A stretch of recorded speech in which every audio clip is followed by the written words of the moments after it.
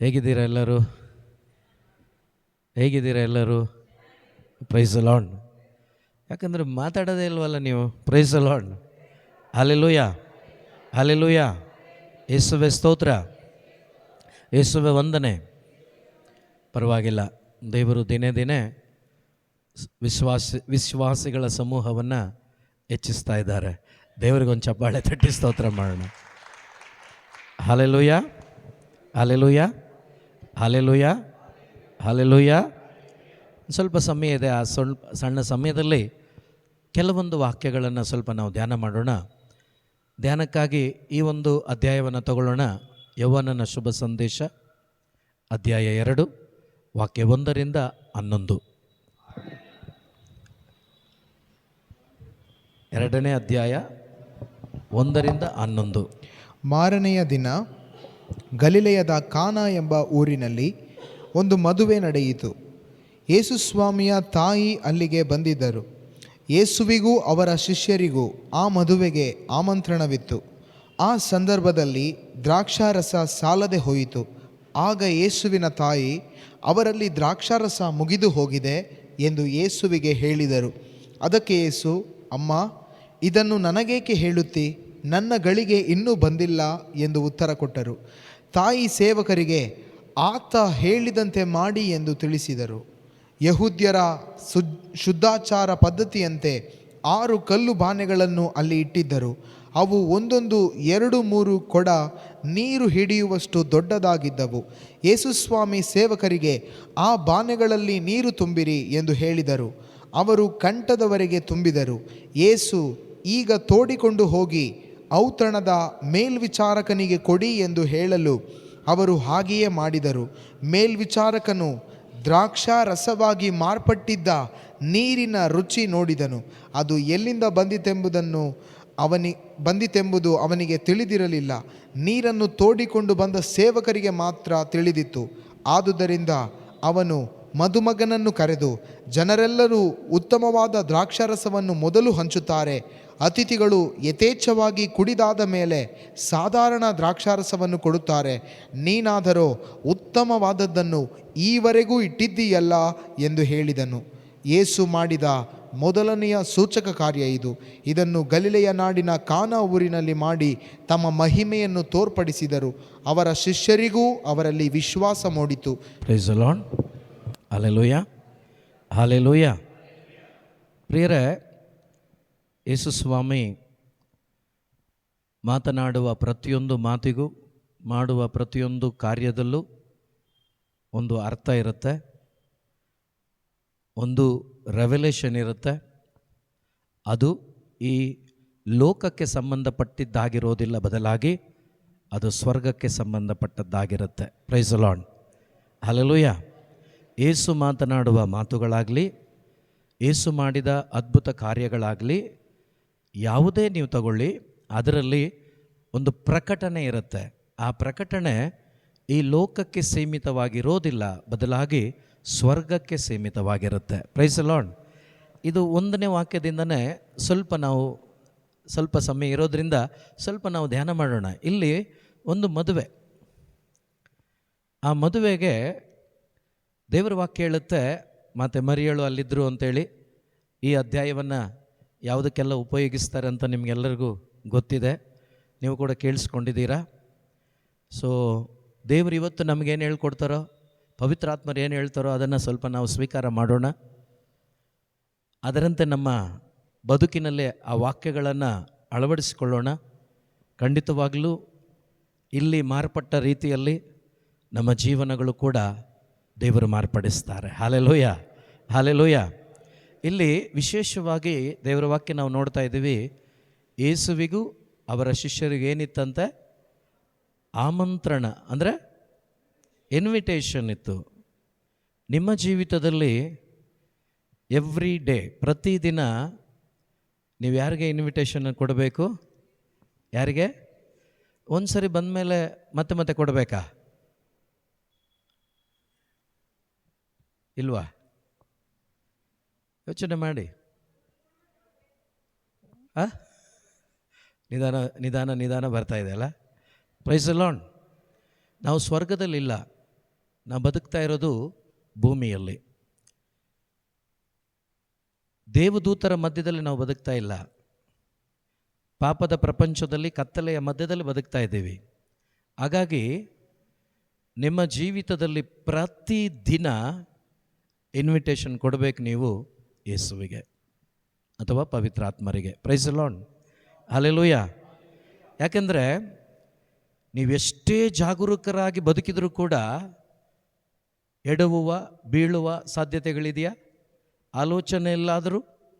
ಹಾಗಾದರೆ ಪ್ರತಿದಿನ ರಿನ್ಯೂ ಮಾಡ್ಕೋಬೇಕು ನಮ್ಮನ್ನು ನಾವು. ಹಾಗಾದರೆ ಪ್ರತಿದಿನ ನಮ್ಮ ಜೀವಿತಕ್ಕೆ ನಾವು ಯೇಸುವನ್ನು ಬರಮಾಡ್ಕೋಬೇಕಂದ್ರೆ ಮೇಲಿಂದ ಬರೋದಲ್ಲ, ನಮ್ಮ ಒಳಗಡೆ ಜೀವಿಸುವಂಥ ಯೇಸು ನಮ್ಮ ಪ್ರಾಣ, ನಮ್ಮ ಶರೀರದ ಪ್ರತಿಯೊಂದು ಅಂಗಾಂಗಗಳ ಮುಖಾಂತರ ಚಲಿಸಬೇಕು. ಈ ಕೈ ಬೇಡವಾದದ್ದನ್ನು ಮಾಡ್ತದೆ ಅಂದರೆ ಆ ಕೈಯಲ್ಲಿ ಯಾರಿಲ್ಲ? ಆ ಕೈಯನ್ನು ಯಾರು ಯೂಸ್ ಮಾಡ್ತಾ ಇಲ್ಲ? ಯೇಸು. ಯಾವಾಗ ಇಡೀ ಶರೀರ ಯೇಸುವಿನ ಅಂಗ, ಯೇಸುವಿನ ಅನ್ಯೋನ್ಯತೆಯಲ್ಲಿ ನಾನಿದ್ದೇನೆ, ಯೇಸು ನನ್ನೊಂದಿಗಿದ್ದಾರೆ, ನನ್ನ ಕೈ ಮುಖಾಂತರ, ಕಣ್ಣು ಮುಖಾಂತರ, ಪ್ರತಿಯೊಂದು ಪಂಚೇಂದ್ರಿಯಗಳ ಮುಖಾಂತರ ದೇವರು ಚಲಿಸ್ತಾರೆ, ದೇವರು ಕಾರ್ಯ ಮಾಡ್ತಾರೆ ಅನ್ನುವ ಆ ಒಂದು ಕನ್ವಿಕ್ಷನ್ ನಮಗೆ ಸಿಗ್ತದೋ ಆಗ ನಾವೇನು ಮಾಡ್ತೀವಿ ಅಂದರೆ ಪ್ರತಿದಿನ ಅವರಿಗೆ ನಾವು ಸ್ವಾಗತವನ್ನು ಬಯಸ್ತೇವೆ, ನಾವು ಅವರನ್ನು ವೆಲ್ಕಮ್ ಮಾಡ್ತೇವೆ. ಯಾವಾಗ ಅವರ ಅನ್ಯೋನ್ಯತೆಯಲ್ಲಿ ನಾವು ಜೀವಿಸ್ತೇವೆಯೋ ನಾವು ಒಂದು ಜಯಭರಿತವಾದ ಜೀವನವನ್ನು ಈ ಕತ್ತಲೆಯ ಪ್ರಪಂಚದ ಮಧ್ಯದಲ್ಲಿ ಇದ್ದರೂ ಕೂಡ ಕತ್ತಲೆಯ ಮಕ್ಕಳಾಗಿ ಬದುಕದೆ ಬೆಳಕಿನ ಮಕ್ಕಳಾಗಿ ಬದುಕಲಿಕ್ಕೆ ಸಾಧ್ಯವಾಗತ್ತೆ. ಹಲ್ಲೆಲೂಯಾ. ಸೊ ಅದರಿಂದ ಪ್ರತಿದಿನ ನಾವು ನಮ್ಮ ಪ್ರಭುವನ್ನು, ಯೇಸುವನ್ನು ನಾವು ವೆಲ್ಕಮ್ ಮಾಡ್ತಾನೆ ಇರಬೇಕು. ಯಾವಾಗಲೂ ನನ್ನೊಂದಿಗಿರುವ ಯೇಸುವೆ, ನನ್ನಲ್ಲಿ ಇರುವಂಥ ಯೇಸುವೆ. ಸೊ ನಾವು ಬೆಳಗ್ಗೆ ಎದ್ದಾಗ ಅಥವಾ ಮಲಗಿ ಎದ್ದಾಗ ಅಥವಾ ಎಲ್ಲಾದರೂ ಹೋಗಿ ಬಂದಾಗ ಪ್ರತಿದಿನ ನಾವು ಅವರಿಗೆ ಸ್ವಾಗತವನ್ನು ಬಯಸಬೇಕು. ನಾವು ನಮ್ಮ ಹೃದಯದಲ್ಲಿ ಅವರಿಗೆ ಸ್ವಾಗತವನ್ನು ಕೋರಬೇಕು. ಓಕೆನಾ? ಮುಂದೆ ಓದೋಣ, ಒಂದೊಂದೇ ವಾಕ್ಯ ಓದೋಣ. ಯೇಸು ಸ್ವಾಮಿಯ ತಾಯಿ ಅಲ್ಲಿಗೆ ಬಂದಿದ್ದರು. ಯೇಸುವಿಗೂ ಅವರ ಶಿಷ್ಯರಿಗೂ ಆ ಮದುವೆಗೆ ಆಮಂತ್ರಣವಿತ್ತು. ಆ ಸಂದರ್ಭದಲ್ಲಿ ದ್ರಾಕ್ಷಾರಸ ಸಾಲದೆ ಹೋಯಿತು. ಈಗ ಕೇಳಿಸ್ಕೊಳ್ಳಿ, ಪೂರ್ತಿ ವಿವರಿಸ್ತೇನೆ. ದೇವರ ವಾಕ್ಯ ಈ ರೀತಿ ಹೇಳ್ತಾ ಇದೆ, ಒಂದು ಮದುವೆ, ಆ ಮದುವೆಗೆ ಆಮಂತ್ರಣ ಯೇಸುಗೂ ಶಿಷ್ಯರಿಗಿತ್ತು. ಆ ಮದುವೆಯ ಸಂದರ್ಭದಲ್ಲಿ ಅವರಲ್ಲಿ ದ್ರಾಕ್ಷಾರಸ ಖಾಲಿಯಾಯಿತು. ಪ್ರಿಯ ಸಹೋದರ ಸಹೋದರಿ, ಆ ದಿನ, ಅಂದು ಆ ಪರಿಸ್ಥಿತಿ ಹೇಗಿತ್ತು ಅಂದರೆ, ಯಹೂದ್ಯರಿಗೆ ದ್ರಾಕ್ಷಾರಸ ಖಾಲಿಯಾದರೆ ಅದು ಅವಮಾನದ ಒಂದು ಸಂಕೇತ ಅಥವಾ ಅವಮಾನ ಅವರಿಗೆ. ಹಾಗಾಗಿ ದ್ರಾಕ್ಷಾರಸ ಇರಲೇಬೇಕು ಅವರಿಗೆ. ಅಲ್ಲಿ ನಮಗೇನು ಅರ್ಥ ಆಗುತ್ತೆ ಅಂದರೆ, ಆ ಮನೆಯ ಮಾನವನ್ನು, ಆ ಮನೆಯ ಮರ್ಯಾದೆಯನ್ನು, ಆ ಮನೆಯ ಕಷ್ಟವನ್ನು ಅಲ್ಲಿ ಯೇಸು ಮಾತೆಯ ಮುಖಾಂತರ ತೀರಿಸಿದ್ರು ಅನ್ನೋದು ನಮಗೆ ಗೊತ್ತಾ ಇಲ್ವೋ? ಸೊ ಪ್ರಿಯ ಸಹೋದರ ಸಹೋದರಿ, ಅದು ನಿಜ. ಆದರೆ ಅದರ ಒಳ ಅರ್ಥ ಅದಲ್ಲ. Praise the lord, hallelujah. Yesu ಬಂದರು ನಿಜ, ಅಮ್ಮ ಆ ವ್ಯಕ್ತಿಗಳಿಗೆ ಹೇಳಿದರು ನಿಜ, ಆತ ಹೇಳಿದಂತೆ ನೀವು ಮಾಡಿ ಅಂತ ಹೇಳಿದ್ದು ನಿಜ, ಅವರು ಆ ಬಾನೆಗಳಲ್ಲಿ ನೀರು ತುಂಬಿಸಿದ್ದು ನಿಜ. ಯೇಸು ಅದನ್ನು ಈಗ ತೋಡಿಕೊಂಡು ಹೋಗಿ ಕೊಡಿ ಅಂತ ಹೇಳುವಾಗ ಅದ್ಭುತಕರವಾದ ರೀತಿಯಲ್ಲಿ ನೀರೇನಾಗಿತ್ತು? ದ್ರಾಕ್ಷಾರಸವಾಗಿತ್ತು. ಅದು ನಿಜ. ಅದು ತೋಡಿಕೊಂಡು ಅಂದರೆ ತುಂಬಿಸಿದವರಿಗೆ ಮಾತ್ರ ಗೊತ್ತು, ಅಲ್ಲಿದ್ದವ್ರಿಗೆ ಯಾರಿಗೂ ಗೊತ್ತಿಲ್ಲ. ಅದು ನಿಜನೇ. ಆದರೆ ಇನ್ನು ಸ್ವಲ್ಪ ಆಳವಾಗಿ ನೀವು ಕೇಳಿಸ್ಕೊಂಡಿರ್ಬೋದೇನೋ ಗೊತ್ತಿಲ್ಲ. ಒಂದು ಸಾರಿ 2 ಸಾರಿ ಎಲ್ಲೋ ಹೇಳಿದ್ದೀನಿ, ಆದರೂ ಕೂಡ ಮರೆತೋಗಿರ್ತೀರ ಅಂದ್ಕೊಂಡಿದ್ದೀನಿ. ನೆನಪಿದೆಯಾ ರೀನಕ್ಕ? ಓಕೆ, ಆನಂದದ ಸಂಕೇತ. Very good. Praise the lord, hallelujah.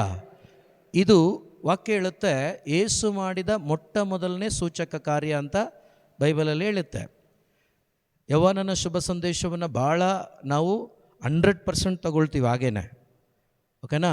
So ಇಲ್ಲಿ ಮೊದಲ ಸೂಚಕ ಕಾರ್ಯ ಅಂತ ಕೂಡ ಬೈಬಲಲ್ಲಿ ಬರೆಯಲ್ಪಟ್ಟಿದೆ. ಈ ಮೊದಲನೇ ಸೂಚಕ ಕಾರ್ಯದಲ್ಲಿ ಇಡೀ ಜಗತ್ತಿಗೆ ಯೇಸು ಏನನ್ನು ಸಾರ್ತಾ ಇದ್ದಾರೆ, ಏನನ್ನು ಸಂದೇಶ ಕೊಡ್ತಾ ಇದ್ದಾರೆ ಅಂದರೆ ರಕ್ಷಣೆಯ ಸಂದೇಶವನ್ನು ಕೊಡ್ತಾ ಇದ್ದಾರೆ. ಸಾಲ್ವೇಷನ್ ಸಂದೇಶವನ್ನು ಕೊಡ್ತಾ ಇದ್ದಾರೆ. Price the Lord. Hallelujah, hallelujah. ಇದು ಹೇಗಪ್ಪ ಆಗುತ್ತೆ ಸಾಲ್ವೇಷನ್ ಸಂದೇಶ, ರಕ್ಷಣೆಯ ಸಂದೇಶ ಹೇಗಾಗುತ್ತೆ? ದಯವಿಟ್ಟು ಕೇಳಿಸ್ಕೊಳ್ಳಿ, ದಯವಿಟ್ಟು ಗಮನವಿಟ್ಟು ಮನೆಗೆ ಹೋಗಿ ಧ್ಯಾನ ಮಾಡಿ ನೋಡಿ.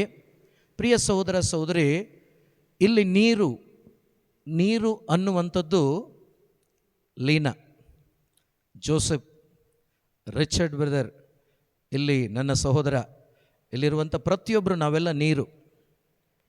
ಇಲ್ಲಿ ನಾವೆಲ್ಲ ನೀರೇ, ಅಂದರೆ ನೀರಿಗೆ ಸಂಬಂಧಪಟ್ಟವರು ನಾವೆಲ್ಲ.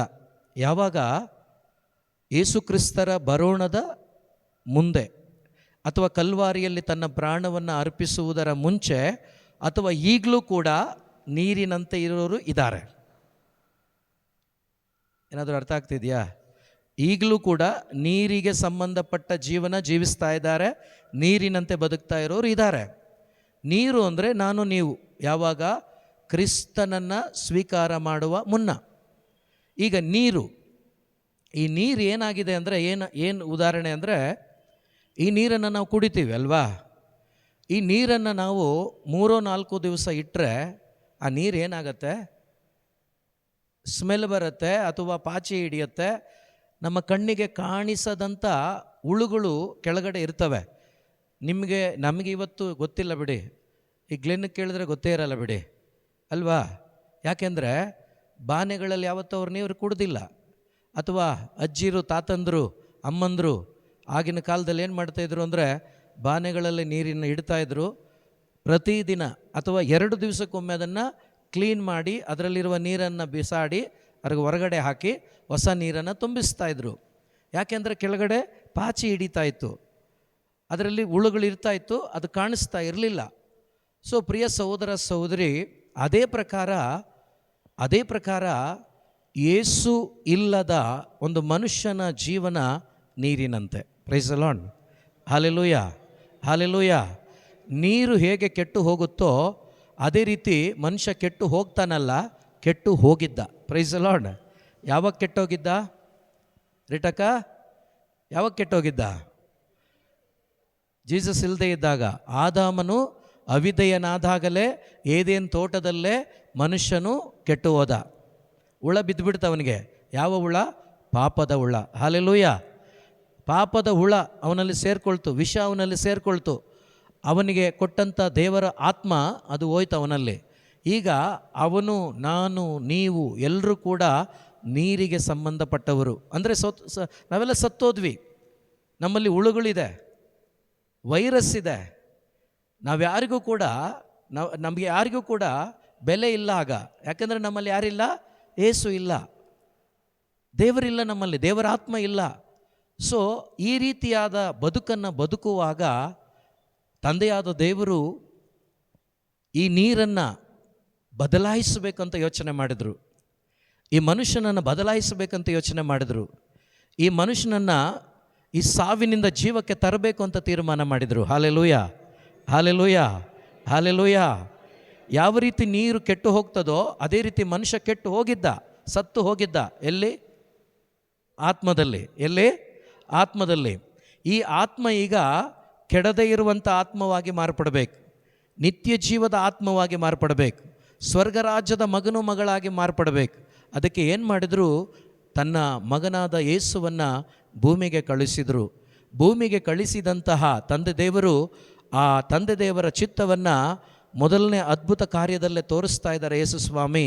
ನಾನು ಬಂದದ್ದು ಕೆಟ್ಟು ಹೋದ ಆತ್ಮಗಳನ್ನು ನಿತ್ಯ ಜೀವಕ್ಕೆ ಕರ್ಕೊಂಡು ಹೋಗೋದಕ್ಕಾಗಿ. Hallelujah, hallelujah, hallelujah. ಈ ಭೂಮಿಗೆ ನಾನು ಬಂದದ್ದು ನೀರಿನ ಹಾಗೆ ಸತ್ತು ಹೋದ, ಕೆಟ್ಟು ಹೋದ ಪ್ರತಿಯೊಬ್ಬರ ಆತ್ಮವನ್ನು ನಾನು ಕೆಡದೇ ಇರತಕ್ಕಂತಹ ಆ ನಿತ್ಯ ಜೀವವನ್ನು ಕೊಡುವುದಕ್ಕಾಗಿ. ಆ ಏನಂತೆ? ದ್ರಾಕ್ಷಾರಸದಂತೆ ಕೆಡದೇ ಇರುವ ಹಾಗೆ, ಕೆಡದೇ ಇರುವ ಹಾಗೆ. ದ್ರಾಕ್ಷಾರಸ ಕೆಡುತ್ತಾ? ಅದರ ಅನುಭವ ಇದೆಯಾ? ಹಾಲೆಲೂಯ. ನೋಡಿ, ಯಾರು ಒಪ್ಕೊಳ್ಳಲ್ಲ ನೋಡಿ. Hallelujah, hallelujah. ನೀರಿನ ಅನುಭವ ಇದೆಯಾ? ಈಗ ಹೇಳಿಬಿಟ್ಟೆ ನಾನು. ನೀರಿನ ಅನುಭವ ಏನು? 1 ದಿವಸ ಕುಡಿಬೋದು, 2ನೇ ದಿವಸ ಕುಡಿಬೋದು, 3ನೇ ದಿವಸಕ್ಕೆ ಅದೇನಾಗುತ್ತೆ? ಕೆಟ್ಟೋಗುತ್ತೆ, ಕುಡಿಯೋಕ್ಕಾಗಲ್ಲ. ಈಗ ಬೇಕಾದರೆ ಟ್ರೈ ಮಾಡಿ. Price the lord. ಟ್ರೈ ಮಾಡಲೇಬೇಡಿ ಬಿಡಿ. ಅಲ್ಲೆಲ್ಲೂಯ. ಕೆಲವರಿಗೆ ಟ್ರೈ ಮಾಡಿ ಅಂದರೆ ಅದು ಅಭ್ಯಾಸ ಆಗಿಬಿಟ್ರೆ ಕಷ್ಟ. ಬ್ರದರೇ ಹೇಳಿದ್ದಾರೆ ನಾವೇನು ಅಂತೇಳಿ. ಅಲ್ಲೆಲ್ಲೂಯ. ಸೊ ಅನುಭವನಾದರೂ ಇರುತ್ತಲ್ವಾ. ಈ ದ್ರಾಕ್ಷಾರಸವನ್ನು ನೀವು ಎಷ್ಟು ವರ್ಷಗಳಿಟ್ಟರೂ ಕೂಡ ಈ ದ್ರಾಕ್ಷಾರಸಕ್ಕೆಲ್ಲ ಏನು ಗೊತ್ತಾ, ಅದು ಹಳೆಯದಾದಷ್ಟು ಅದಕ್ಕೆ ವ್ಯಾಲ್ಯೂ ಜಾಸ್ತಿ, ರೇಟ್ ಜಾಸ್ತಿ, ಪವರ್ ಜಾಸ್ತಿ. ಅದು ಯಾವತ್ತೂ ಕೆಡೋದಿಲ್ಲ. Praise the Lord, praise the Lord. Hallelujah, hallelujah. ದೇವರು ಈ ಮಿರಾಕಲ್ ಮುಖಾಂತರ ಏನು ಸಂದೇಶ ಕೊಡ್ತಾ ಇದ್ದಾರೆ ಅಂದರೆ, ಸತ್ತು ಹೋಗಿದ್ದೆ ನೀನು ನಿಜ, ಆದರೆ ನನ್ನನ್ನು ನೀನು ನಿನ್ನ ಹೃದಯಕ್ಕೆ ಸ್ವೀಕಾರ ಮಾಡಿದ್ದಾದರೆ ಇನ್ಯಾವತ್ತೂ ನೀನು ಸಾಯೋದಿಲ್ಲ. Hallelujah, hallelujah, hallelujah. ಏನಾದರೂ ಅರ್ಥ ಆಯ್ತಾ? ಏನಾದರೂ ಅರ್ಥ ಆಯ್ತಾ? ಯಾವಾಗ ಒಂದು ಮನುಷ್ಯ ಯೇಸುವನ್ನು ತನ್ನ ಹೃದಯಕ್ಕೆ ಸ್ವೀಕಾರ ಮಾಡ್ಕೊಳ್ತಾನೋ ಅವನಿಗೆ ಸಾವಿಲ್ಲ, ಅವನು ನಿತ್ಯ ಜೀವಕ್ಕೆ ಒಯ್ಯಲ್ಪಟ್ಟಿದ್ದಾನೆ. ಹಲ್ಲೆಲೂಯಾ. ಆದರೆ ಒಯ್ಯಲ್ಪಟ್ಟಿದ್ದೇನೆ ಅಂತೇಳಿ ಅಹಂಕಾರದಿಂದ ಬದುಕುವ ಹಾಗೆ ಇಲ್ಲ. ನೀವು ಪಡೆದುಕೊಂಡಂಥ ಯೇಸು ಕೊಟ್ಟಂಥ ಉಚಿತವಾದ ರಕ್ಷಣೆಯನ್ನು ನೀವೇನು ಮಾಡಬೇಕು, ಕಾಪಾಡ್ಕೊಳ್ಬೇಕಾದ್ರೆ ನೀವು ಶ್ರಮಿಸಬೇಕು ಅಂತ ಪೌಲ ಹೇಳ್ತಾನೆ. ಸೊ ಅಂದರೆ ನಾನು ಏನು ಹೇಳಕ್ಕೆ ಬರ್ತಾ ಇದ್ದೀನಿ ಅಂದರೆ, ಪ್ರತಿಯೊಂದು ಸಾಮತಿಯ ಹಿಂದೆ, ಪ್ರತಿಯೊಂದು ಘಟನೆಯ ಹಿಂದೆ ಯೇಸು ಒಂದು ಅದ್ಭುತಕರವಾದ ಪ್ರಕಟಣೆಯನ್ನು ಇಟ್ಟಿರ್ತಾರೆ. ಈ ಪ್ರಕಟಣೆಗಳು ನಮಗೆ ಅನುಭವಕ್ಕೆ ಬಂದಾಗ ಏನಾಗುತ್ತೆ ಗೊತ್ತಾ, ನಮ್ಮ ಹೃದಯದಲ್ಲಿ ಊಹಿಸಲಾಗದಂಥ ಒಂದು ಆನಂದ ಯಾರು ಕೊಡೋಕ್ಕಾಗೋದಿಲ್ಲ. ಈ ಪ್ರಕಟಣೆ ನನಗೆ ಸಿಗಿದಾಗ ಡ್ಯಾನ್ಸ್ ಮಾಡಿದ್ದೀನಿ, ನಾನು ಕುಣಿದಾಡಿದ್ದೀನಿ. ನಾನು ಯಾಕೆ ಗೊತ್ತಾ, ಅಯ್ಯೋ ಉಚಿತವಾಗಿ ಇಷ್ಟೊಂದು ಅದ್ಭುತಕರವಾದಂತಹ ಸಂಗತಿಗಳನ್ನು ದೇವರು ವಾಕ್ಯ ಹೇಳುತ್ತಲ್ವಾ, ದೊಡ್ಡ ದೊಡ್ಡ ವಿದ್ಯಾವಂತರಿಗಲ್ಲ, ಬುದ್ಧಿವಂತರಿಗಲ್ಲ, ಜ್ಞಾನಿಗಳಿಗಲ್ಲ, ಮೇಧಾವಿಗಳಿಗಲ್ಲ, ಯಾರಿಗೆ ಶ್ರುತಪಡಿಸ್ತಾರಂತೆ, ಮಕ್ಕಳಂತೆ ಇರುವ ನಿಮಗೆ. ಯಾರು ನಿಜವಾಗಲೂ ದೇವರ ಮಕ್ಕಳಾಗಿ ಬದುಕ್ತಾರೆ ಅವರಿಗೆ ಬೈಬಲ್ ಯಾವುದೇ ರಹಸ್ಯಗಳಿಲ್ಲ, ಎಲ್ಲವೂ ಕೂಡ ಬಟ್ಟ ಬಯಲು ಪ್ರಿಯರೇ, ಎಲ್ಲವೂ ಬಟ್ಟ ಬಯಲು. ಯಾರಿಗೆ? ಅವರ ಮಗನಾಗಿ ಅವರ ಮಗಳಾಗಿ ಬದುಕ್ತಾರಲ್ವಾ ಅವರಿಗೆ ಬೈಬಲ್ ರಹಸ್ಯ ಅಲ್ಲ. ಬೈಬಲ್ ಬಿಚ್ಚಿಟ್ಟ ಒಂದು ಪುಸ್ತಕ, ತೆರೆದ ಪುಸ್ತಕ. ನೀನು ಮಗನಾಗಿ ಮಗಳಾಗಿ ಬದುಕುವಾಗ ಒಂದೊಂದು ಅಕ್ಷರವನ್ನು ಕೂಡ ನಿನಗೆ ಯೇಸು ವಿವರಿಸಿಕೊಡ್ತಾರೆ. Hallelujah, hallelujah. ಬಟ್ ಇಲ್ಲಿ ಯಾಕೆ ನಮಗೆ ಅದು ಸಿಗ್ತಾ ಇಲ್ಲ ಅಂದರೆ, ನಾನು ಸಹೋದರ ಹೇಳಿದಾಗೆ ಆ ದಾಹ ಇಲ್ಲ ನಮಗೆ, ಆ ಥರ್ಸ್ಟ್ ಇಲ್ಲ ನಮಗೆ. ನನಗೆ ಚೆನ್ನಾಗಿ ನೆನಪಿದೆ, ಈ ರೆವಲ್ಯೂಷನ್ ಕೊಟ್ಟಾಗ ಸುಮಾರು ಒಂದು 16 ವರ್ಷ ಆಗಿರ್ಬೋದು. ಒಂದು ಲಾಯರ್ ಜೊತೆ ನಾನು ಮಾತಾಡ್ತಾ ಇದ್ದಾಗ ಅಲ್ಲಿ ದೇವರು ಪ್ರಕಟಿಸಿದಂಥ ವಿಷಯ ಇದು. ಇವತ್ತು ನನಗೆ ಇದನ್ನು ಧ್ಯಾನ ಮಾಡುವಾಗ ಹೊಸ ಒಂದು ಆನಂದ, ಹೊಸ ಒಂದು ಸಂತೋಷ. ಇಮ್ಯಾಜಿನ್ ಮಾಡಿ ಪ್ರಿಯರೇ, ಇಂಥ ಒಂದು ಪ್ರಕಟಣೆಗಳನ್ನು ದೇವರು ಸದಾ ನಮಗೆ ಕೊಡ್ತಾರೆ, ಯಾವಾಗಲೂ ಕೊಡ್ತಾರೆ. ಯಾರಿಗೆ ಕೊಡ್ತಾರೆ ಅಂದರೆ ದಾಹ ಉಳ್ಳವನಿಗೆ ಮಾತ್ರವೇ. Hallelujah, hallelujah. ಅದಕ್ಕೇ ಈ ಒಂದೊಂದು ವಾಕ್ಯಗಳನ್ನು ಧ್ಯಾನ ಮಾಡಿ ನೋಡಿ. ಅದಕ್ಕೆ ಲೂಕನ ಶುಭ ಸಂದೇಶದಲ್ಲಿ 19ನೇ ಅಧ್ಯಾಯದಲ್ಲಿ 10ನೇ ವಾಕ್ಯದಲ್ಲಿ ಯೇಸು ಏನು ಹೇಳ್ತಾರೆ ಗೊತ್ತಾ, ಈ ಭೂಮಿಗೆ ನಾನು ಬಂದದ್ದು ಕೆಟ್ಟು ಹೋಗಿರುವುದನ್ನು ಹುಡುಕಿ ಸರಿಪಡಿಸುವುದಕ್ಕಾಗಿ ಬಂದಿದ್ದೇನೆ. Hallelujah, hallelujah, hallelujah, hallelujah. ಯೇಸುವೆ ಸ್ತೋತ್ರ, ಯೇಸುವೆ ವಂದನೆ. ಏನಂತ ವಾಕ್ಯ ಇದೆ?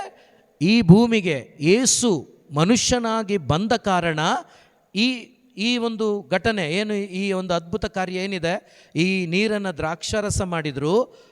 ಈ ಒಂದು ಅದ್ಭುತದ ಹಿಂದೆ ಪೂರ್ತಿ ಇದೇನೆ, ಎಲ್ಲ ಒಂದು ರಕ್ಷಣೆಯ ಕಾರ್ಯನೇ ಪೂರ್ತಿಯಾಗಿ ದೇವರು ವಿವರಿಸಿರೋದು ಬೈಬಲಲ್ಲಿ ಪೂರ್ತಿ ಇದನ್ನೇ. ಅದಕ್ಕೇ ಅಲ್ಲಿ ಹೇಳ್ತಾ ಇದ್ದಾರೆ ಇದು ಮೊಟ್ಟ ಮೊದಲನೇ ಅದ್ಭುತ ಅಂತೇಳಿ. 19 ಲೂಕನ ಶುಭ ಸಂದೇಶ 10ನೇ ವಾಕ್ಯ. ನರಪುತ್ರನು ಬಂದಿರುವುದು ಪತಿತರನ್ನು ಆರಿಸಿ ಏನು ಮಾಡಲಿಕ್ಕೆ ನಮ್ಮ ಒಬ್ಬೊಬ್ಬರನ್ನು ಉದ್ಧರಿಸುವುದಕ್ಕಾಗಿಯೇ ಬಂದದ್ದು. ಇವತ್ತು ಅನೇಕರು ನಾವು ಅದನ್ನು ಕಂಡುಕೊಂಡಿದ್ದೇವೆ. ಕಂಡುಕೊಳ್ಳದೆ ಇರೋರು, ನೀರಿನ ಹಾಗೆ ಇರೋರು ಇದ್ದಾರಾ? ಈಗ ಅವ್ರನ್ನೆಲ್ಲ ನಿತ್ಯ ಜೀವದ ಮಾರ್ಗಕ್ಕೆ ನಡೆಸಬೇಕಾ? ಯಾರು ನಡೆಸ್ತಾರೆ? ಯೇಸುನೇ ನಡೆಸ್ತಾರೆ. ಯಾರ ಮುಖಾಂತರ ನಡೆಸ್ತಾರೆ? ನಮ್ಮ ಮುಖಾಂತರ. ಈಗ ನಾವು ಈ ಕಾರ್ಯವನ್ನು ಮಾಡಬೇಕು. ಹಲ್ಲೆಲೂಯಾ. ಯಾಕೆ ಯೇಸು ಕೆಲವೊಂದು ಪ್ರಕಟಣೆಗಳನ್ನು ಒಂದು ಗುಂಪಿಗೆ ಕೊಡ್ತಾರಂದರೆ, ಆ ಗುಂಪಿಗೆ ಸೇರಿದ ಪ್ರತಿಯೊಬ್ಬರು, ಆ ಸತ್ಯವನ್ನು ಅರಿತ ಪ್ರತಿಯೊಬ್ಬರು ಇರುವಂಥ ಬೇರೆಯವರಿಗೆ, ಆ ಸತ್ಯದ ಅರಿವಿಲ್ಲದವರಿಗೆ ಆ ಅರಿವನ್ನು ಕೊಡುವಂಥ ಕಾರ್ಯವನ್ನು ನಮ್ಮ ಒಬ್ಬೊಬ್ಬರಿಗೂ ದೇವರು ವಹಿಸ್ಕೊಡ್ತಾ ಇದ್ದಾರೆ. Hallelujah, hallelujah. ಈಗ ಇದನ್ನು ಏನು ಮಾಡಬೇಕು? ನಾವು ಹಂಚಬೇಕು. ನನ್ನ ಯೇಸು ಸತ್ತು ಹೋದ ನನ್ನನ್ನು, ನೀರಿನಂತೆ ಇದ್ದ ನನ್ನನ್ನು ವೈನಾಗಿ ಮಾಡಿದ್ದಾರೆ. ನನ್ನೊಳಗಡೆ ಈಗ ಆ ಜಾಯ್ ಇದೆ, ಆ ಆನಂದ ಇದೆ, ಆ ಸಮಾಧಾನ ಇದೆ, ಆ ನೆಮ್ಮದಿ ಇದೆ. ನಿನಗೂ ಕೊಡ್ತಾರೆ. ನೀನು ಬಾ, ನೀವು ಬನ್ನಿ ಅಂತ ಕರ್ಕೊಂಡು ಬರೋದಕ್ಕಾಗಿ ನಿಮಗೆ ಕಲಿಸ್ತಾ ಇದ್ದಾರೆ. ಹಾಲೆಲೂಯ. ಈಗ ನೀವು ಮಾಡಿದರೆ ಇದಕ್ಕೆ ನೀವು ಬಾಧ್ಯಸ್ಥರು, ನೀವು ಮಾಡಲಿಲ್ಲ ಅಂದರೆ ಇದಕ್ಕೆ ಕಿವಿಗೊಟ್ಟಿಲ್ಲ ಅಂತ ಅರ್ಥ. Hallelujah, hallelujah. ಖಂಡಿತವಾಗಲೂ ನಿಮ್ಮಿಂದ ದೇವರು ಮಾಡಿಸ್ತಾರೆ ಪ್ರಿಯರೇ. ಯಾವಾಗ ಅಂದರೆ ನೀವು ನಿಮ್ಮನ್ನು ಬಿಟ್ಟುಕೊಟ್ಟಾಗ, ನಿಮ್ಮ ಮುಖಾಂತರ ಕಾರ್ಯ ದೇವರು ಮಾಡೇ ಮಾಡ್ತಾರೆ. ಯಾಕೆಂದರೆ ಮಾರ್ಕನ ಶುಭ ಸಂದೇಶದಲ್ಲಿ 16ನೇ ಅಧ್ಯಾಯದಲ್ಲಿ 19ನೇ ವಾಕ್ಯ, 19-20 ವಾಕ್ಯ. ಮಾರ್ಕನ ಶುಭ ಸಂದೇಶ 16ನೇ ಅಧ್ಯಾಯ 19-20 ವಾಕ್ಯ. ಯೇಸು ಸ್ವಾಮಿ ಶಿಷ್ಯರೊಡನೆ ಮಾತನಾಡಿದ ಮೇಲೆ ಸ್ವರ್ಗಾರೋಹಣವಾಗಿ ದೇವರ ಬಲಪಾರ್ಶ್ವದಲ್ಲಿ ಆಸೀನರಾದರು. ಈಗ ದೇವರ ಬಲಪಾರ್ಶ್ವದಲ್ಲಿ ಆಸೀನರಾದರು. ಇತ್ತ ಶಿಷ್ಯರು ಹೊರಟು ಹೋಗಿ, ಈಗ ನೋಡಿ, ಇತ್ತ ಶಿಷ್ಯರು ಹೊರಟು ಹೋಗಿ ಎಲ್ಲೆಡೆಗಳಲ್ಲಿಯೂ ನೋಡಿ. ಈಗ ಕೇಳಿಸ್ಕೊಳ್ಳಿ, ಈ ಕಡೆ ಕೇಳಿಸ್ಕೊಳ್ಳಿ. ಈಗ ಶಿಷ್ಯರು ನೀರಿನಂತೆ ಇದ್ದವರು ಏನಾದರೂ ಈಗ ದ್ರಾಕ್ಷಾರಸ ಆಗೋದ್ರು. ಈಗ ಅವರ ಒಳಗಡೆ ಏನು ತುಂಬಿದೆ? ಪವಿತ್ರಾತ್ಮರು, ಜಾಯ್, ಆನಂದ ತುಂಬ್ಕೊಬಿಟ್ರು ಅವ್ರೀಗ. ಇದಕ್ಕೆ ಮುಂಚೆ ಅವ್ರು ಏನಾಗಿದ್ರು? ನೀರಿನ ಥರನೇ ಇದ್ದರು. ಹೇಗೆ ನೀರು ಆಗಾಗ ಕೆಟ್ಟೋಗುತ್ತೋ ಅದೇ ಥರ ಆಗಾಗ ಪಲ್ಟಿ ಹೊಡಿತಾನೇ ಇದ್ರು ಇವರು.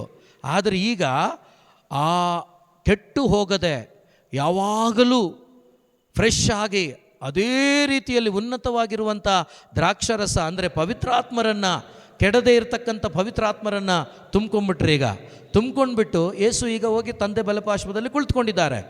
ಈಗ ಈ ದ್ರಾಕ್ಷಾರಸವನ್ನು, ಅಳಿಯದೇ ಇರತಕ್ಕಂಥ ನಿತ್ಯ ಜೀವದ ಆ ಒಡೆಯರಾದ ಯೇಸುವನ್ನು ಪೂರ್ಣವಾಗಿ ಪಡ್ಕೊಂಡ್ಮೇಲೆ ಇವರ ಆತ್ಮಗಳು ಜೀವಕ್ಕೆ ಬಂದಿದೆ. ಇವರ ಜೀವನ ಈಗ ಯೇಸುವಿಗಾಗಿ ಮಾತ್ರವೇ ಆಗಿದೆ. ಈಗ ಇವರು ಈ ಒಂದು ಸಂದೇಶವನ್ನು, ನಾನು ನೀರಾಗಿದ್ದೆ, ನಾನು ಕೆಟ್ಟು ಹೋಗಿದ್ದೆ, ನಾನು ಲೋಕದವನಾಗಿದ್ದೆ, ನಾನು ಕತ್ತಲೆಯವನಾಗಿದ್ದೆ, ಆದರೆ ಇದೆಲ್ಲವನ್ನು ತೆಗೆದು ಈಗ ಯೇಸು ನನ್ನೊಳಗಡೆ ಬಂದು ಜೀವಿಸ್ತಾ ಇದ್ದಾರೆ. ಆ ಯೇಸು ನನ್ನೊಳಗಡೆ ಇದ್ದುಕೊಂಡು ನನ್ನನ್ನು ನಡೆಸ್ತಾ ಇದ್ದಾರೆ. ಈ ಸತ್ಯದ ಅರಿವು ಇವರಿಗೆ ಆಯ್ತಲ್ವಾ? ಈಗ ಪ್ರೇಷಿತರು ಏನು ಮಾಡ್ತಿದ್ದಾರೆ? ಎಲ್ಲ ಕಡೆಗಳಲ್ಲಿ ಓಡಾಡ್ತಿದ್ದಾರೆ. Hallelujah, hallelujah. ನೀವೆಲ್ಲ ಕಡೆಗಳಲ್ಲಿ ಹೋಗ್ಲಿಕ್ಕೆ ಆಗಲಿಲ್ಲ ಅಂದರು ನಿಮ್ಮ ಮನೆ ಪಕ್ಕದಲ್ಲಿ ಯಾರಾದರೂ ಇರ್ತಾರಾ? ನಿಮ್ಮ ಅಂಗಡಿಗೆ ಯಾರಾದರೂ ಬರ್ತಾರಾ? ನಿಮ್ಮ ಮನೆಗೆ ಏನಾದರೂ ಊಟ ಮಾಡಲಿಕ್ಕೆ ಏನಾದರೂ ಒಂದಕ್ಕೆ ಬರ್ತಾರಾ? ಕೊನೆಗೆ ನೀವಾದರೂ ತರಕಾರಿ ತೊಗೊಂಬರೋಕ್ಕಾದರೂ ಹೋಗ್ತೀರಾ? ಸಿಗ್ತಾರಲ್ವಾ? ಪ್ರಿಯ ಸಹೋದರ ಸಹೋದರಿ, ದೇವರ ಗಾದೆಗಳೆಲ್ಲ ಸುಳ್ಳಾಗಲ್ಲ. ಮನಸ್ಸಿದ್ರೆ ನಿಮಗೆ ಮನಸ್ಸು ಬೇಕಷ್ಟೇ. ನಾನು ಏನಾದರೂ ಮಾಡಿ, ಹೇಗಾದರೂ ಮಾಡಿ ಯೇಸುವನ್ನು ಕೊಡಬೇಕು ಅಂತ ಮನಸ್ಸಿದ್ರೆ ಸಾಕು, ದೇವರು ಕಾರ್ಯ ಮಾಡ್ತಾರೆ. ಯಾಕಂದರೆ ಇವತ್ತು ಬೋಧನೆಗಳು ತುಂಬ ಆಲಿಸ್ತಾ ಇದ್ದೀವಿ. ಎಂತೆಂಥ ವಿಶ್ವಾಸಿಗಳು ಇವತ್ತಿಗೂ ಇದ್ದಾರೆ ಅಂದರೆ, ಪ್ರಿಯ ಸಹೋದರ ಸಹೋದರಿ, ನಾನು ಆರಂಭದ ದಿನಗಳಲ್ಲಿ ಒಂದು ತಮಿಳುನಾಡಿನ ಒಂದು ಹೆಸರಾಂತ ಬೋಧಕರ ಜೊತೆಯಲ್ಲಿ ಅಂದರೆ ಒಡನಾಟದಲ್ಲಿದ್ದಂಥದ್ದು. ಅವರು ಇವತ್ತಿಲ್ಲ, ಸತ್ತೋಗಿದ್ದಾರೆ. ಪ್ರಿಯ ಸಹೋದರ ಸಹೋದರಿ, ಒಂದು ಸಾರಿ ಅವರು ಹಂಚಿದಂಥ ವಿಷಯ, ಎಂತೆಂಥ ವಿಶ್ವಾಸಿಗಳು ಎಷ್ಟು ಆತ್ಮದಲ್ಲಿ ಬಲವುಳ್ಳವರು ಇದ್ದಾರೆ ಅಂದರೆ ಅದು ಪರೀಕ್ಷೆ ಅಂತ ತಗೊಂಡ್ರೆ ಬೇರೆ ಆಗುತ್ತೆ. ಇಲ್ಲ, ನನ್ನ ದೇವರು ನನ್ನೊಂದಿಗಿದ್ದಾರೆ, ಕಾರ್ಯ ಮಾಡ್ತಾರೆ ಅಂತ ತಗೊಂಡ್ರೆ ಅದು ಖಂಡಿತವಾಗಲೂ ನಿಮ್ಮ ಯಾವ ಲೆಕ್ಕದಲ್ಲಿ, ಯಾವ ರೀತಿಯಲ್ಲಿ ನೀವು ಆಲೋಚನೆಯಲ್ಲಿ ತಗೊಳ್ತೀರೋ ಅದಕ್ಕೆ ತಕ್ಕಂತೆ ನಿಮಗೆ ರಿಸಲ್ಟ್ ಇರುತ್ತೆ. ಸೊ ಆ ದಿನಗಳಲ್ಲಿ ಅವ್ರು ಏನು ಮಾಡಿದ್ರಂತೆ ಗೊತ್ತಾ? ಯೇಸು ಇವತ್ತಿಗೂ ಕೂಡ ಚಲಿಸ್ತಾರೆ, ಇವತ್ತು ಬರ್ತಾರೆ, ಇವತ್ತು ನನ್ನೊಂದಿಗೆ ಕಾರ್ಯ ಮಾಡ್ತಾರೆ. ಅವರಿವತ್ತು ಮೊನ್ನೆ ಅಥವಾ 2000 ವರ್ಷಗಳ ಹಿಂದೆ ಪ್ರೇಷಿತರ ಜೊತೆ ಮಲಗಿದ್ರಲ್ವಾ, ನಡೆದ್ರಲ್ವಾ, ಓಡಾಡಿದ್ರಲ್ವಾ, ಅದೇ ರೀತಿ ಇವತ್ತು ಕೂಡ ಅವರು ಇಲ್ಲದಿದ್ದರೂ ಶರೀರದಲ್ಲಿ ಆತ್ಮಸ್ವರೂಪನಾಗಿ ನನ್ನೊಂದಿಗೆ ನಿಮ್ಮೊಂದಿಗೆ ಯಾವಾಗಲೂ ಇರುವ ದೇವರಾಗಿದ್ದಾರೆ. ಹಾಲೆಲೂಯ. ಇದು ಭರವಸೆ ಅವರಿಗೆ. ದೇವರು ಹೋದ ಕಡೆಗಳಲ್ಲೆಲ್ಲ ಅವರ ಆತ್ಮಿಕವಾದ ಜೀವನವನ್ನು, ಅಂದರೆ ಅವರ ಆತ್ಮಗಳು ಮಾನಸಾಂತರಗೊಂಡು ನೂತನಪಡಿಸಿ ನಿತ್ಯ ಜೀವದ ಮಾರ್ಗದಲ್ಲಿ ನಡಿಬೇಕು ಅನ್ನುವ ಆ ಹಂಬಲ, ಆ ದಾಹ ಪ್ರೇಷಿತರಲ್ಲಿತ್ತು. ಅದಕ್ಕೆ ಹಂಚ್ತಾ ಇದ್ರು ಯೇಸುವನ್ನು. ಅಂಥ ಒಂದು ಹಂಬಲದಿಂದ ಇಬ್ಬರು ಗಂಡ ಹೆಂಡತಿ ಏನು ಮಾಡ್ತಾ ಇದ್ರು ಅಂತಂದರೆ, ಕುತ್ಕೊಂಡು ಇವತ್ತು ನಾವು ಯೇಸುವನ್ನು ನೋಡಬೇಕು, ಇವತ್ತು ಯೇಸುವಿನ ಸಾನ್ನಿಧ್ಯವನ್ನು ಅನುಭವಿಸಬೇಕು. ಯಾವುದಾದರೂ ಒಂದು ವ್ಯಕ್ತಿ ಅದು ದೇವ ಸೇವೆ ಮಾಡುವಂಥ ವ್ಯಕ್ತಿ ನಮ್ಮ ಮನೆಗೆ ಬಂದು ನಮ್ಮನ್ನು ಭೇಟಿಯಾಗಿ ನಮ್ಮನ್ನು ಗುರುತಿಸಿ ಹೋಗಬೇಕು, ನಮ್ಮೊಂದಿಗೆ ಮಾತನಾಡಿ ಹೋಗಬೇಕು. ಅಲ್ಲಿ ತನಕ ನಾವು ಮೊಣಕಾಲಿಂದ ಕೆಳಗಡೆ ಇಳಿಯೋದಿಲ್ಲ. ಒಂದು ವೇಳೆ ಬಂದಿಲ್ಲ ಅಂದರೆ ಹಂಗೆ ನಾವು ಸತ್ರು ಪರವಾಗಿಲ್ಲ, ನಾವು ಇವತ್ತು ಎದ್ದೊಳ್ಳೋದಿಲ್ಲ. ಆ ಮಟ್ಟಿಗೆ ಯೇಸು ನನ್ನಲ್ಲಿ ಕಾರ್ಯ ಮಾಡಬೇಕು, ಯೇಸುವಿನ ಸಾನ್ನಿಧ್ಯ ಅನುಭವಿಸಬೇಕು ಅಂತ ಅವ್ರು ಕುತ್ಕೊಬಿಟ್ರಂತೆ. ಬೆಳಗ್ಗೆಯಿಂದ ಮಧ್ಯಾಹ್ನ ಆಯಿತು, ಮಧ್ಯಾಹ್ನದಿಂದ ಸ್ವಲ್ಪ ಮುಂದುವರಿತು, ಯಾರೂ ಬಂದಿಲ್ಲ. ಪ್ರಿಯ ಸಹೋದರ ಸಹೋದರಿ, ಸುಮಾರು 4-5 ಗಂಟೆಗಳ ನಂತರ ಒಂದು ಕಾಲಿಂಗ್ ಬೆಲ್ ಆಗುತ್ತೆ. ಆ ಕಾಲಿಂಗ್ ಬೆಲ್ ಆದಾಗ ಡೋರ್ ಓಪನ್ ಮಾಡ್ತಾರೆ. ಡೋರ್ ಒಳಗಡೆ ಹೋದಂಥ ಈ ವ್ಯಕ್ತಿ ಹೇಳ್ತಾರೆ, ಇಂಥ ಹೆಸರು ನಿಂದೇನಾ, ಈ ಹೆಸರು ನಿಂದೇನಾ, ಈ ಮನೆ ನಿಮ್ಮದೇನಾ, ಏಸು ನನಗೆ ಇದೇ ಡೋರ್ ನಂಬರ್, ಇದೇ ಹೆಸರು, ಅವರು ನನಗಾಗಿ ಕಾಯ್ತಾ ಇದ್ದಾರೆ, ನೀನು ಹೋಗಿ ನನ್ನ ಸಂದೇಶವನ್ನು ಅವ್ರಿಗೆ ಹೇಳು ಅಂತೇಳಿ ನನಗೆ ದೇವರು ಹೇಳಿ ಕಳಿಸಿದ್ದಾರೆ. ನೀವು ನನ್ನನ್ನು ಬಯಸಿದ್ರಾ, ದೇವ್ರ ಹತ್ರ ಕೇಳಿದ್ರಾ? ಹೌದು, ನಾವು ಬಯಸಿದ್ವಿ. ಅವರು ಹೇಳಿದ್ರಂತೆ, ನಾವು ಬಯಸಿದ್ವಿ. ದೇವ್ರು, ಈ ಮನುಷ್ಯ ಹೇಳ್ತಾನಂತೆ, ದೇವರೇ ನನ್ನನ್ನು ಕಳಿಸಿದ್ದು. ಯಾವ ರೀತಿ? ಅನನೀಯನಿಗೂ ಪೌಲನಿಗೂ ಕಾಂಟ್ಯಾಕ್ಟ್ ಮಾಡಿಕೊಟ್ರಲ್ಲ ದೇವರು. ಈಗ ಆ ಬೀದಿಯಲ್ಲಿ ಹೋಗು, ಅಲ್ಲಿ ಅನನೀಯ ಇದ್ದಾನೆ, ಇಲ್ಲೊಂದು ವ್ಯಕ್ತಿ ಇದ್ದಾನೆ, ನೀನು ಹೋಗಿ ಕಾಂಟ್ಯಾಕ್ಟ್ ಮಾಡು. ಯಾವ ರೀತಿ ಇವರಿಗೆ ಕನೆಕ್ಟ್ ಮಾಡಿಕೊಟ್ರೋ ಅದೇ ರೀತಿ ಇಲ್ಲಿ ಕನೆಕ್ಟ್ ಮಾಡಿಕೊಟ್ಟಿದ್ದಾರೆ. ಯಾರು? ದೇವರೇನೆ. ಪ್ರಿಯ ಸಹೋದರ ಸಹೋದರಿ, ಇದೆಲ್ಲವೂ ಕೂಡ ಯಾಕೆ ದೇವರು ಸಂಚರಿಸಿದ್ರು ಅವರ ಜೊತೆಯಲ್ಲಿ, ಅವರ ಮುಖಾಂತರ ಯಾಕೆ ಪ್ರಯಾಣ ಮಾಡಿದ್ರು, ಅವರ ಜೊತೆಯಲ್ಲಿ ಇದ್ದುಕೊಂಡು ಯಾಕೆ ಪ್ರಯಾಣಿಸಿದರು ಅಂದರೆ ಒಂದೇ ಒಂದು ಕಾರಣಕ್ಕೆ, ನಮ್ಮ ಒಬ್ಬೊಬ್ಬರ ಆತ್ಮಗಳನ್ನು ನವೀಕರಿಸಿ ಅಥವಾ ನೂತನ ಜೀವಗಳನ್ನು, ನಿತ್ಯ ಜೀವದ ಆತ್ಮಗಳಾಗಿ ಮಾರ್ಪಡಿಸಿ ಸ್ವರ್ಗದ ಮಕ್ಕಳನ್ನಾಗಿ ಮಾರ್ಪಡಿಸುವ ಒಂದೇ ಒಂದು ಕಾರ್ಯಕ್ಕಾಗಿ ಇವತ್ತಿಗೂ ಚಲಿಸ್ತಾ ಇರೋದು, ನಾಳೆ ಕೂಡ ಚಲಿಸೋದು ಅದೊಂದಕ್ಕೇನೆ ಅವರು. ಹಲ್ಲೆಲೂಯಾ. ಬೇರೆ ಯಾವುದಕ್ಕಾಗಿ ಅಲ್ಲ ಪ್ರಿಯರೇ. ಪ್ರತಿಯೊಬ್ಬರ ಆತ್ಮಗಳು ರಕ್ಷಿಸಲ್ಪಡಬೇಕು, ಸ್ವರ್ಗಕ್ಕೆ ಬಾಧ್ಯಸ್ಥವಾಗಬೇಕು, ಸ್ವರ್ಗ ರಾಜ್ಯದ ಆನಂದವನ್ನು ಈ ಭೂಮಿಯಲ್ಲಿ ಇದ್ದುಕೊಂಡು ಅನುಭವಿಸಬೇಕು. ಅದಕ್ಕಾಗಿ ದೇವರು ತನ್ನ ಮಕ್ಕಳ ಮುಖಾಂತರ ಇವತ್ತೂ ಚಲಿಸ್ತಾ ಇದ್ದಾರೆ. ನೀವು ಕೂಡ ನನ್ನ ಮುಖಾಂತರ ಚಲಿಸಬೇಕು ಆ ದೇವರು ಅಂತ ನೀವು ಬಯಸಿದ್ದಾದರೆ ನಿಮ್ಮ ಮುಖಾಂತರ ಕೂಡ ಅದೇ ಯೇಸು ಚಲಿಸುವವರಾಗಿದ್ದಾರೆ. ಹಲ್ಲೆಲೂಯಾ. ನೋಡಿ, ಆ ವಾಕ್ಯ ಓದಿ ನೋಡಿ, 19ನೇ ವಾಕ್ಯ. ಇತ್ತ ಶಿಷ್ಯರು ಹೊರಟು ಹೋಗಿ ಎಲ್ಲೆಡೆಗಳಲ್ಲಿಯೂ ಶುಭ ಸಂದೇಶವನ್ನು ಬೋಧಿಸತೊಡಗಿದರು. ಇತ್ತ ಶಿಷ್ಯರು ಎಲ್ಲ ಕಡೆಗಳಲ್ಲಿ ಈ ಶುಭ ಸಂದೇಶವನ್ನು, ಏನು? ಏಸು ಬಂದದ್ದು ಪಾಪಿಗಳಿಗೋಸ್ಕರ, ಏಸು ಬಂದದ್ದು ಆ ಪಾಪದಿಂದ ನಿಮ್ಮನ್ನು ಬಿಡುಗಡೆ ಮಾಡಿ ನಿತ್ಯ ಜೀವವನ್ನು, ಪರಲೋಕ ರಾಜ್ಯವನ್ನು ಕೊಡುವುದಕ್ಕೋಸ್ಕರ ಈ ಶುಭ ಸಂದೇಶವನ್ನು ಎಲ್ಲ ಕಡೆಗಳಲ್ಲಿ ಎಲ್ಲೆಲ್ಲಿ ಹೋದರೂ ಅಲ್ಲೆಲ್ಲಿ ಬೋಧನೆ ಮಾಡತೊಡಗಿದರು. ಪ್ರಭು ಯೇಸು ಅವರೊಂದಿಗೆ ಕಾರ್ಯ ಸಾಧಿಸುತ್ತಾ. ಯಾರೊಂದಿಗೆ ಕಾರ್ಯ ಸಾಧಿಸುತ್ತಾ? ಶಿಷ್ಯರು. ಯಾರೊಂದಿಗೆ? ಶಿಷ್ಯರು. ಯಾರೊಂದಿಗೆ? ಈ ಶಿಷ್ಯರು ಅನ್ನುವ ಮಾತಿಗಿಂತ ಇತ್ತೀಚಿನ ದಿನಗಳಲ್ಲಿ ನನಗೆ ಇನ್ನೊಂದು ಮಾತು ಭಾಳ ಸಂತೋಷಕರವಾಗಿ, ಭಾಳ ಆನಂದಿಸುವಂಥ ಮಾತಾಗಿದೆ. ಶಿಷ್ಯರು ಅಲ್ಲ, ಅದಕ್ಕಿಂತ ಮಿಗಿಲಾಗಿ ಅವರ ಮಗ, ಅವರ ಮಗಳು ನೀವು. Hallelujah, hallelujah, hallelujah, hallelujah. ನೋಡಿ, ಎಷ್ಟು ನಮ್ಮನ್ನು ಪ್ರೀತಿಸಿ ನಮಗೆ ಒಂದು ಅವಕಾಶವನ್ನು, ಅಧಿಕಾರವನ್ನು ದೇವರು ಕೊಟ್ಟಿದ್ದಾರೆ. ಯೋಚನೆ ಮಾಡಿ ಪ್ರಿಯರೇ, ಅಲ್ವಾ? ಅವರ ಶಿಷ್ಯರು, ಯೇಸುವನ್ನು ಹಿಂಬಾಲಿಸುವವರು ಶಿಷ್ಯರು, ಓಕೆನಾ? ಆದರೆ ಇವತ್ತು ನಿಮಗೆ ಎಂಥ ಒಂದು ಸೌಭಾಗ್ಯವನ್ನು ಕೊಟ್ಟಿದ್ದಾರೆ. ಡ್ಯಾಡಿ, ಅಮ್ಮ, ಅಪ್ಪ, ಅಲ್ವಾ? ಇವತ್ತು ನನ್ನ ಜೊತೆ, ನನ್ನ ತಂದೆ ನನ್ನ ಜೊತೆ ಇದ್ದುಕೊಂಡು ಅವರ ಕಾರ್ಯವನ್ನು ನಾನು ಮಾಡುವಾಗ ಆ ಕಾರ್ಯಕ್ಕೆ ನನ್ನ ಜೊತೆ ಅವರೇ ಇದ್ದುಕೊಂಡು ಅವರೇ ಸಾಕ್ಷಿ ಪಡಿಸ್ತಾ ಇದ್ದಾರೆ ಅಂತ. ಯಾರ ಮುಖಾಂತರ? ನನ್ನ ಮುಖಾಂತರ. ಹಲ್ಲೆಲೂಯಾ. ನೀವು ನನ್ನ ಮುಖಾಂತರ ಅಂತ ನೀವು ಹೇಳ್ಕೊಂಡ್ರೆ ನಿಮ್ಮ ಮುಖಾಂತರ ಕೂಡ. Hallelujah, hallelujah, hallelujah. ಸೊ ಆ ವಾಕ್ಯವನ್ನು ಸರಿಯಾಗಿ ಇನ್ನೊಂದ್ಸರಿ ಓದಿ ನೋಡಿ. ಪ್ರಭು ಯೇಸು ಅವರೊಂದಿಗೆ, ಯಾರೊಂದಿಗೆ?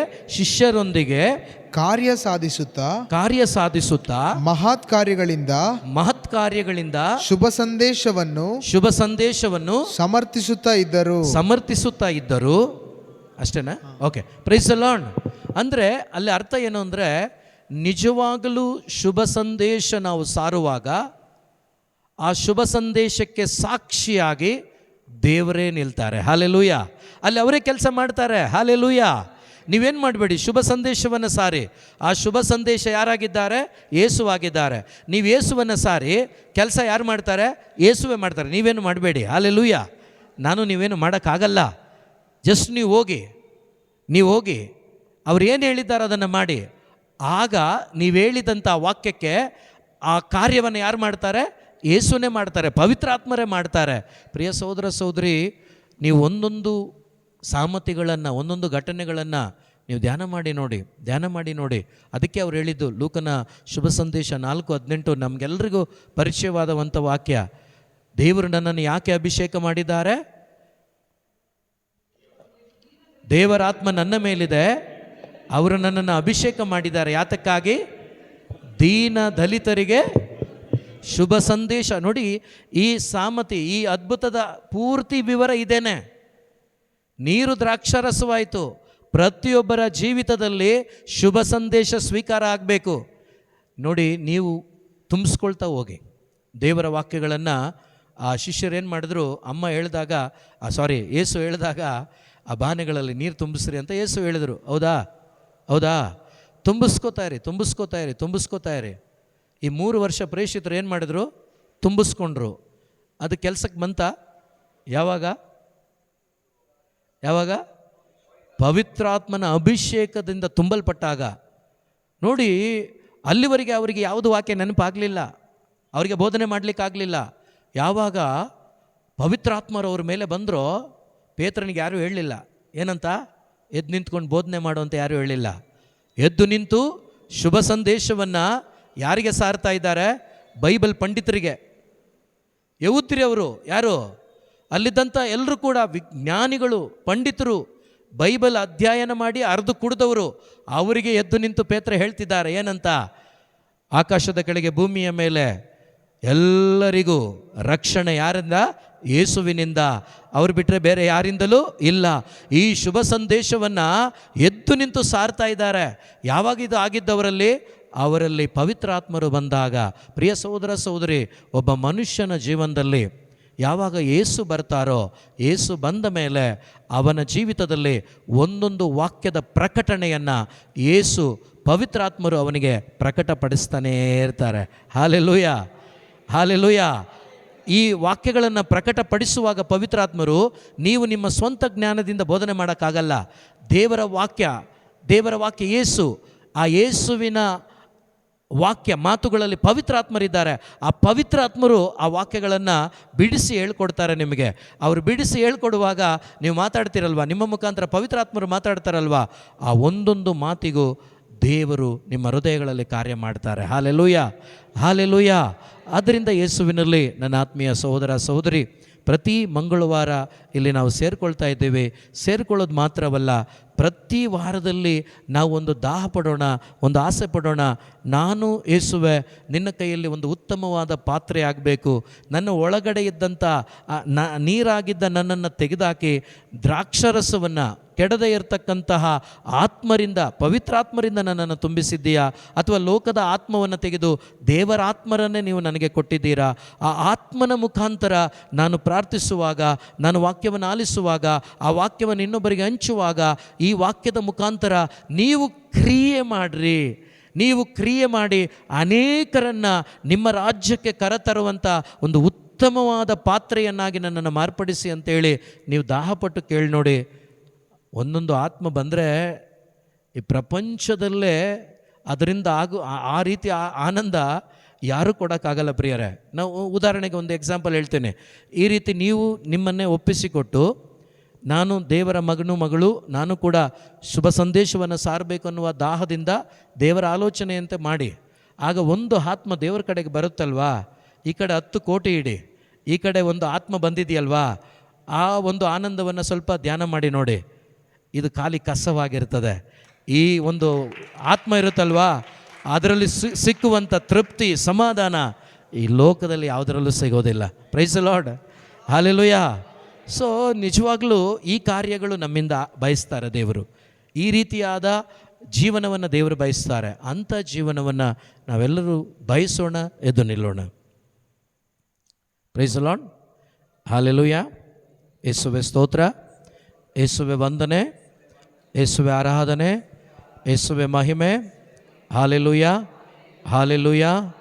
ನಾವೆಲ್ಲರೂ ಕೂಡ 1-2 ನಿಮಿಷಗಳ ಕಾಲ ಯೇಸು ಪರಲೋಕವನ್ನು ಬಿಟ್ಟು ಭೂಲೋಕಕ್ಕೆ ಬಂದದ್ದು ಕೆಟ್ಟು ಹೋದ ನನ್ನನ್ನು ನಿಮ್ಮನ್ನು ಕೆಡದೇ ಇರುವಂತೆ ಮಾಡುವುದಕ್ಕಾಗಿ, ನಿತ್ಯ ನಿತ್ಯ ಜೀವದ ಮಕ್ಕಳನ್ನಾಗಿ ಮಾರ್ಪಡಿಸುವುದಕ್ಕಾಗಿ.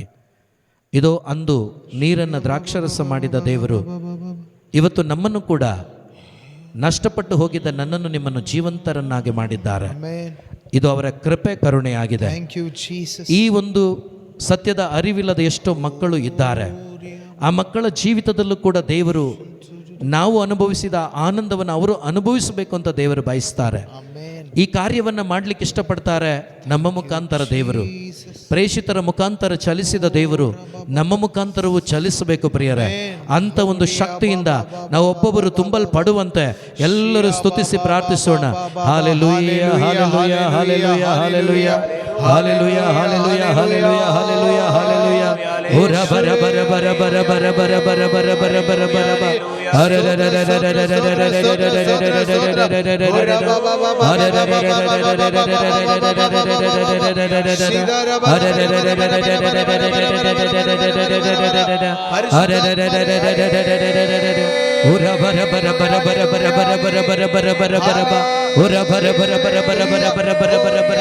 Glory, glory, glory, glory, glory, glory. Hallelujah, hallelujah, hallelujah, hallelujah, hallelujah, hallelujah, hallelujah. ಯೇಸುವೇ ಸ್ತೋತ್ರಪ್ಪ, ಸ್ತೋತ್ರ, ಸ್ತೋತ್ರ, ಸ್ತೋತ್ರ, ಸ್ತೋತ್ರ.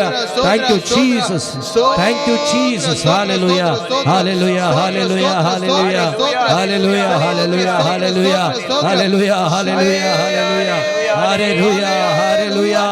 Ora bara bara bara bara ba. Glory, glory, glory. Hallelujah, hallelujah. ಯೇಸುವೇ ಸ್ತೋತ್ರಪ್ಪ, ಸ್ತೋತ್ರಪ್ಪ, ಸ್ತೋತ್ರಪ್ಪ, ಸ್ತೋತ್ರಪ್ಪ, ಸ್ತೋತ್ರಪ್ಪ, ಸ್ತೋತ್ರಪ್ಪ, ಸ್ತೋತ್ರಪ್ಪ, ಸ್ತೋತ್ರಪ್ಪ, ಸ್ತೋತ್ರಪ್ಪ, ಸ್ತೋತ್ರಪ್ಪ. ತಂದೆಯಾದ ದೇವರೇ, ನಂಜನಗೂಡು ಈ ಧರ್ಮಕ್ಕೆ ಕೇಂದ್ರಕ್ಕೆ ಸೇರಿದ ಒಂದೊಂದು ಕುಟುಂಬಗಳು ನಿನ್ನ ರಕ್ಷಣೆಯನ್ನು ಅನುಭವಿಸುವಂತಾಗಲಿ. ಆಮೆನ್. ಒಂದೊಂದು ಕುಟುಂಬದಲ್ಲಿರುವ ವ್ಯಕ್ತಿಗಳು ನಷ್ಟಪಟ್ಟು ಹೋಗದೆ ಆತ್ಮದಲ್ಲಿ ಜೀವಂತರಾಗಿ ಈ ಧರ್ಮ ಕೇಂದ್ರದಲ್ಲಿ ಅಪ್ಪ ನಿನ್ನ ಮಹಿಮೆಯನ್ನು ಸಾರುವಂತ ಆಗಲಿ. ಈ ಧರ್ಮ ಕೇಂದ್ರಕ್ಕೆ ಸೇರಿದ ಯೌವನಸ್ಥ ಮಕ್ಕಳು ಯೇಸಪ್ಪ ನಿನ್ನನ್ನು ಕಂಡುಕೊಳ್ಳುವಂತಾಗಲಿ. ಅಪ್ಪ ಆ ಯೌವನಸ್ಥ ಯುವಕನು ಬಂದು ಅವನು ನಷ್ಟಪಡಿಸಿಕೊಂಡ ಹಾಗೆ ಯಾರು ನಷ್ಟಪಟ್ಟು ಹೋಗಬಾರ್ದಪ್ಪ. ಎಲ್ಲರೂ ಕೂಡ ನಿನ್ನನ್ನು ಕಂಡುಕೊಳ್ಳಬೇಕಪ್ಪ. ಪ್ರತಿಯೊಂದು ಯೌವನಸ್ಥನ ಜೀವಿತದಲ್ಲಿ ನಿತ್ಯ ಜೀವದ ಆನಂದ ಅವರೊಬ್ಬೊಬ್ಬರು ಸ್ವೀಕಾರ ಮಾಡಿಕೊಳ್ಳಬೇಕಪ್ಪ. ಮಾತ್ರವಲ್ಲಪ್ಪ, ಈ ಧರ್ಮ ಕೇಂದ್ರ ನಿನ್ನ ಪರಲೋಕದ ಕೇಂದ್ರವಾಗಿ ಮಾರ್ಪಡಲಿ ಅಪ್ಪ. ಯೇಸು ನಾಮದಲ್ಲಿ ಪ್ರಾರ್ಥಿಸ್ತಾ ಇದ್ದೇವೆ. ಜೀವವುಳ್ಳ ತಂದೆಯೇ, ಆಮೆನ್, ಆಮೆನ್, ಆಮೆನ್. ಯೇಸು ಕ್ರಿಸ್ತರೇ ನಮ್ಮ ಪ್ರಭು, ಇಂದಿಗೂ ಎಂದೆಂದಿಗೂ ರಾಜ್ಯಭಾರವು ಅಧಿಕಾರವು ಮಹಿಮೆಯು ಸದಾಕಾಲ